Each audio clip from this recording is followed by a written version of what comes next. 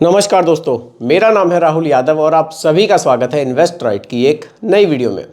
दोस्तों, देश की सबसे बड़ी mutual fund company SBI mutual fund एक नया एनएफओ लेकर आया है और फंड का नाम है एसबीआई ऑटोमोटिव अपॉर्चुनिटी फंड।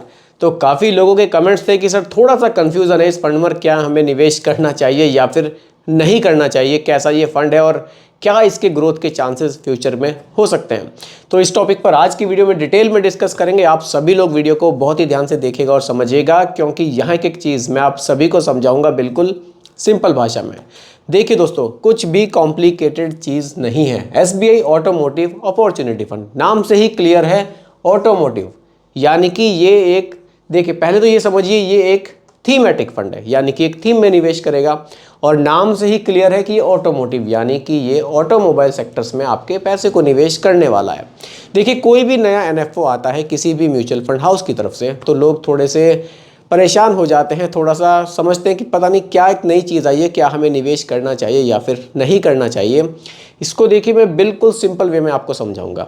वैसे तो आप वीडियो सर्च करेंगे इसके बारे में, गूगल पे सर्च करेंगे तो काफ़ी कॉम्प्लिकेटेड आपको लगेगा, लेकिन मैं बिल्कुल एक सिंपल भाषा में आपको समझाऊं। अगर आप इस फंड में अपने पैसे को निवेश करते हैं तो सीधा सीधा ये समझिए कि आपका जो पैसा है वो ऑटोमोबाइल सेक्टर में निवेश किया जाएगा।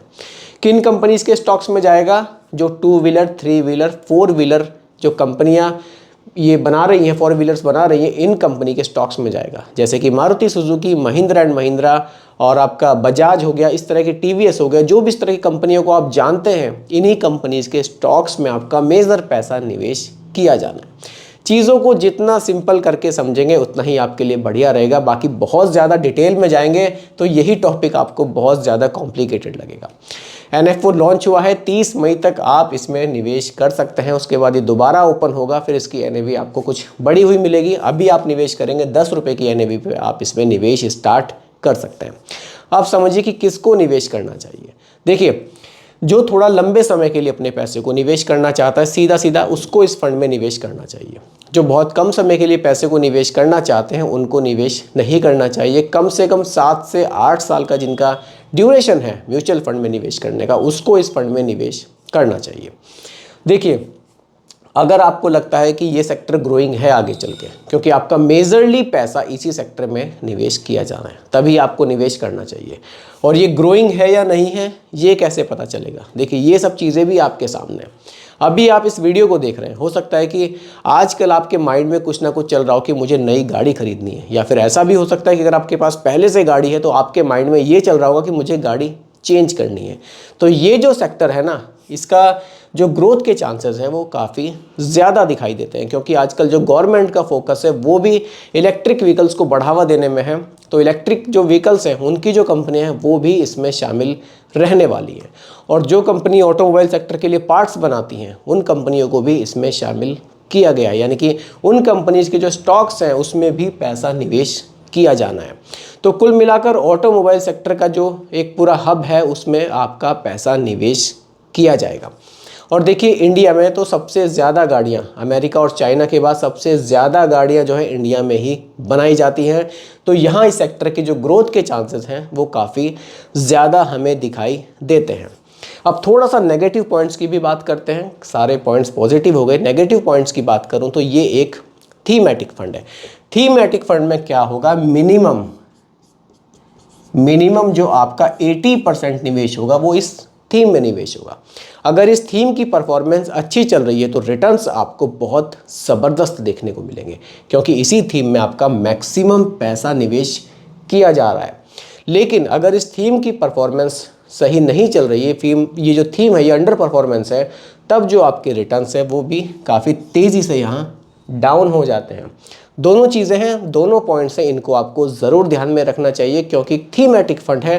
थीमेटिक फंड में ड्रॉबैक हमें यही देखने को मिलता है, अगर वो थीम नहीं चल रही है, वो थीम मार्केट में डाउनफॉल में है, तो आपके रिटर्न्स वहाँ नेगेटिव हो सकते हैं।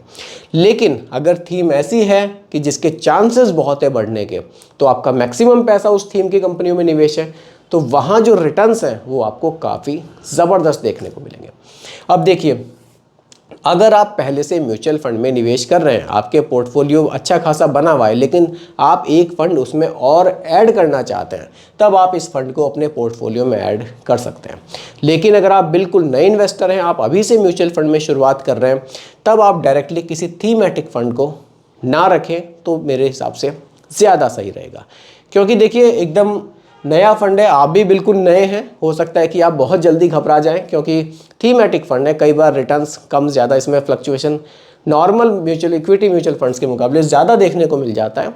तो इसलिए अगर आप पहले से ही इन्वेस्ट कर रहे हैं तो आपको थोड़ी नॉलेज भी आपकी बढ़ गई है, तो थोड़ा सा आपका धैर्य भी वहाँ बढ़ जाता है, तब आप इस फंड को अपने पोर्टफोलियो में शामिल कर सकते हैं। और देखिए, आने वाले टाइम में लगता है कि हाँ, ग्रोथ के चांसेस काफ़ी बढ़िया हैं, तो यहाँ आपको रिटर्न्स भी अच्छे ये फंड बनाकर दे सकता है। तो अगर आप एक थीमेटिक फंड में निवेश करना चाहते हैं तो SBI automotive opportunity fund open हो चुका है, आप लोग भी इसमें निवेश कर सकते हैं। इसमें आप मिनिमम SIP स्टार्ट कर सकते हैं 500 रुपये से, तो काफ़ी बढ़िया ये फंड है, चांसेस इसमें काफ़ी लग रहे हैं, तो आप लोग भी निवेश स्टार्ट कर सकते हैं। तो दोस्तों, यही आज की वीडियो का टॉपिक था, SBI ऑटोमोटिव अपॉर्चुनिटी फंड के बारे में थोड़ा सा सिंपल भाषा में आपको समझाने का, क्योंकि कमेंट्स थे कि सर थोड़ा सा कॉम्प्लिकेटेड ये टॉपिक लग रहा है, इन्वेस्ट करें या ना करें। तो इस वीडियो के देखने के बाद शायद आपको ये चीज़ क्लियर हो गई होगी कि क्या आपको इसमें निवेश करना चाहिए या फिर नहीं। तो दोस्तों, उम्मीद करता हूँ कि टॉपिक क्लियर हुआ होगा। फिर भी कोई कन्फ्यूज़न हो मुझे दोबारा कमेंट कीजिएगा, रिप्लाई मैं आपको ज़रूर करूँगा। बाकी दोस्तों, रिकमेंडेशन नहीं है, केवल एजुकेशनल पर्पस वीडियो आप लोगों के लिए बनाया गया है। वीडियो कैसी लगी कमेंट में ज़रूर बताइएगा, पसंद आई हो तो लाइक शेयर भी कीजिएगा, और मेरे चैनल पर अगर आप नए हैं इसको भी सब्सक्राइब आप ज़रूर कीजिएगा। नमस्कार।